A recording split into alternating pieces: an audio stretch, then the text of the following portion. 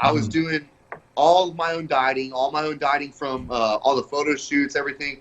I was eating like 0 grams of carbs, like as little grams of carbs as I could. I pretty much Googled what people recommended to do and tried to kind of follow along with that. And I mean, it worked out. I got pretty peeled, you know, for my first show. And then after I won my first show, I hit up my very first coach at the time, Cash Guidry, and we were 4 weeks out from nationals, NPC nationals. Yeah. And I said, hey man, my name's Logan. I introduced myself. I sent him some of my stage shots. I said, this is what I look like. I said, I want to be a champion one day. And he says, hey man, I think, you know, you believed in me, and we got right on the ball. I mean, I was already in shape, you know, from the first show, so we kind of just had to bridge the 4 weeks. I was still natural. Yep. Another thing, I went on a 7-day cruise the following week after my very first show. So my very first show was on the 18th. The very next Sunday, my family went on a family cruise for 7 days. I get back the following Sunday, so that's pretty much 2 weeks before nationals. And you had been eating the buffets on the ship? Yeah, I was eating the ice cream cones, the pizza. Yeah, I was having a good old time. I didn't take it serious at all, not one bit. I didn't even know at that time. I can honestly say I did not even know where my life was going to lead.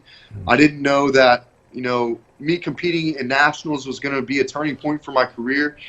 I couldn't even afford to go to nationals. I mean, I had very little money saved up from the military. You know, we didn't make very much money in the military at all. I was living paycheck to paycheck the entire time that I was in the military. Yeah. And at some times I had zero money. At some times I had like a negative balance in my accounts, just because I was trying to, you know, afford food, you know, afford anything, you know, anything outside of my car payment, my phone bill, insurance, that stuff, you know, took up pretty much my entire paycheck in the military.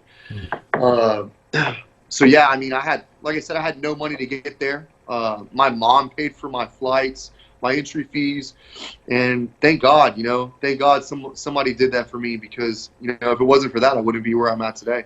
I mean, what a story, because you go to the nationals and you just say 2 weeks after a cruise where you've been eating all kinds of crap, you just did one show, still really didn't have much of an idea what you're doing, right? Exactly. And, nationals, by the time you got to nationals in 2014, men's physique, I remember the classes were huge. There was like there was like 60. If I remember right, there was about 60 people in my own height class. Yeah, every class is like that. Every class is like that. Every height class was something crazy like that, and there was classes all the way up to F. And yeah. And you won. 23 years old, you won the D class and the overall. Bang. So you're. That must have been just an overwhelming experience, because, you know, there's guys up there who've probably been trying, and you know, they got coaches, and they've been in magazines, and they got 1 million Instagram followers, and you just whipped all their asses. Like, and I was a nobody. I was literally a nobody. I mean, nobody even saw me coming into the show. I didn't have an Instagram following, so nobody even knew who I was. I just showed up and you know, did my job. I went in there and I ended up getting the overall win. So, and it's funny. After the show, I remember my coach at the time asking me, he's like, "Do you understand what you just did?" And I told him, I said, "No, I really didn't. I really didn't understand how big of a deal that was, winning the overall at NPC Nationals. I didn't even realize that NPC Nationals was the biggest national show you can win your pro card at." And like I said, I was just, I'm not going to say ignorant, because I'd never been taught anything about the sport. You know, I had no idea, no knowledge about anything. I didn't know anybody in the sport. At the time, I didn't even know who Jeremy Buendia was. Wow. And he had just won the Olympia. Yeah, and he had just won the Olympia for his first Olympia title. So if that goes to tell you, like, I knew nothing. And I was just there, you know, I was just there trying to do my thing.